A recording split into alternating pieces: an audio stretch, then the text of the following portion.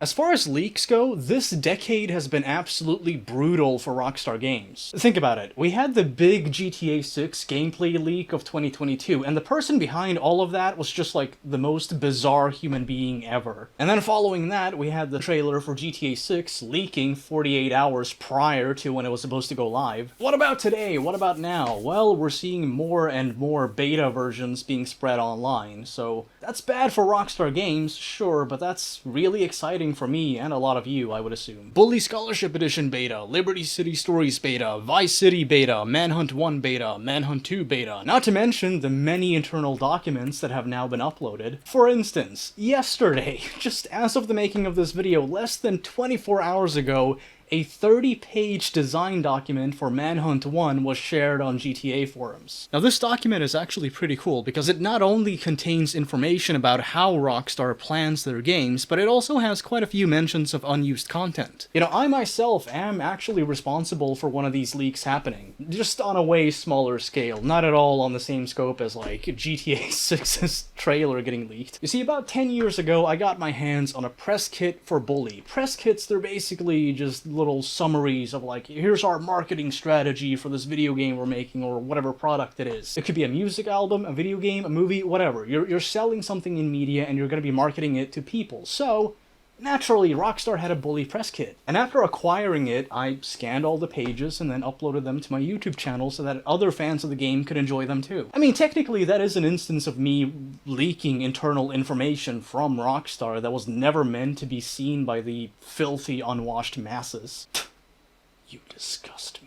The press kit even had a few unreleased screenshots that would have probably never been seen by fans otherwise. And obviously, no harm ever befell Rockstar Games or Take-Two Interactive or any of their subsidiaries when I released this. So as far as I'm concerned, if they're not interested in taking these kind of risks with like GTA 6, like here's our internal documents for that, okay, sure, I get wanting to keep that under wraps, at least for the time being. But if it's like Grand Theft Auto San Andreas, then who cares? I think the most downright strange leak we've seen recently has to be the GTA forums user Frankie and Liberty posting the design documents for GTA 3's cancelled online mode, GTA Advance, Vice City Stories, and San Andreas. Basically what happened is that Frankie and Liberty took it upon himself to release these documents in retaliation/protest against another member of the community. This post is intended to spread content freely to the community and as a sign of protest against a certain individual who goes by John Doe, notorious in the Rockstar Games collectors groups. I get the feeling that I'm also notorious in various Rockstar groups, but for totally different reasons. This shady individual has been able to secure a lot of content over the years from ex-developers ranging from design assets to sensitive documents, acting as a fence to protect the identities of the ex-developers who got greedy to begin with. He certainly hasn't been shy about flexing as much either. Yeah, I don't know if the ex-developers are being greedy, I think they just live under capitalism. Like, what value beyond selling it would a dev kit from 2007 have for a former Rockstar dev who hasn't been employed by the company in like 15 years. Sure, it's a nice piece of memorabilia from that part of your life, but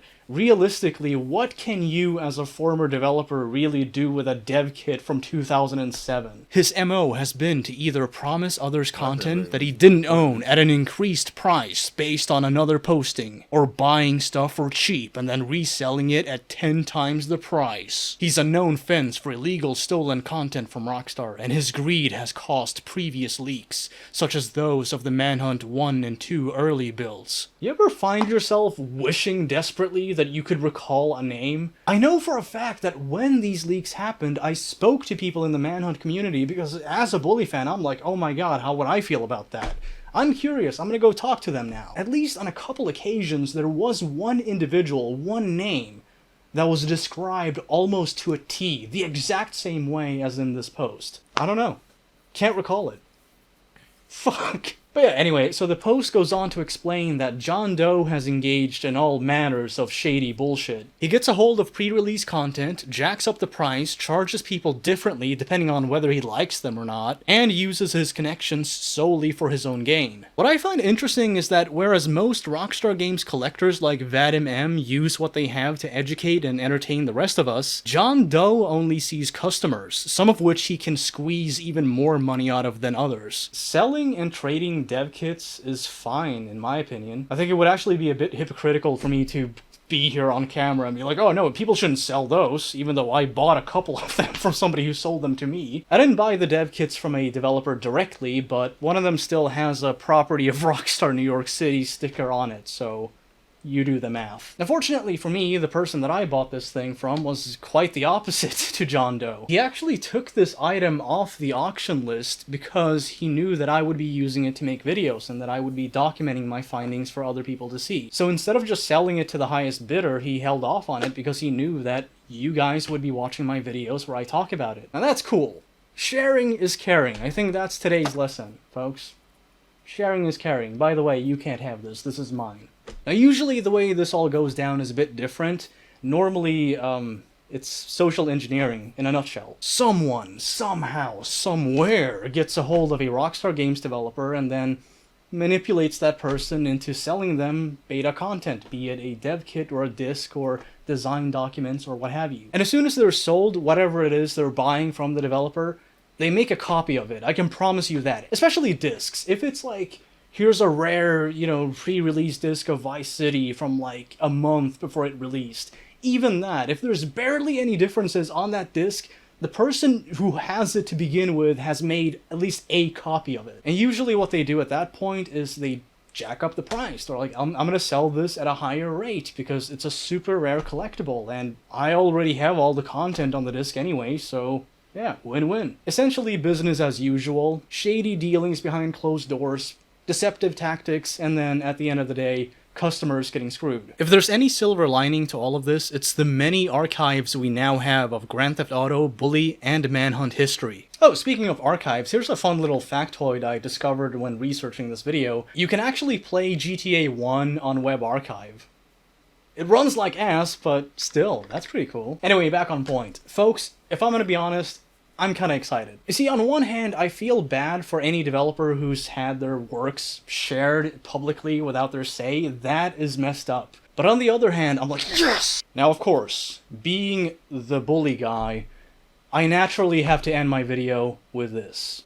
Please, for the love of everything that is good in this filthy, disgusting, wretched world, please let there be a Bully beta leak. I'm honestly kind of optimistic, because if the Manhunt community can get multiple rough beta versions, then I do think it's very much possible that we here in the Bully community can someday get our own very Ark of the Covenant. And I'm not talking about a late beta build, nor am I talking about a debug build. I mean the genuine article. This is what I'm talking about. Jimmy Hopkins looking like an evil middle-aged man. The two-story boys storm. Bobby Hill. And maybe, just maybe, if we're lucky, another tow truck. Or maybe you'd go hang out with the punks and see what they're like. Dude, I just realized. Imagine the music. The fact that I managed to find one completely removed song from the soundtrack in one of my dev kits, that alone is crazy. Imagine hearing like 10 never-before-heard, totally unused songs from one of the greatest video game soundtracks of all time. As for me, I do my utmost to locate Stimson. Stimson, go drive her on the block a few times.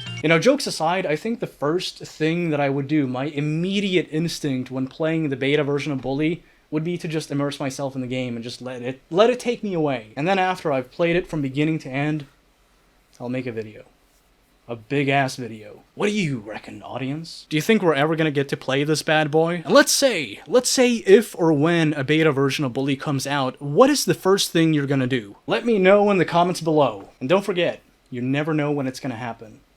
And if or when it does, I'll be there alongside you to celebrate. Anyway, that's it for this video. You folks, as always, stay classy. Peace.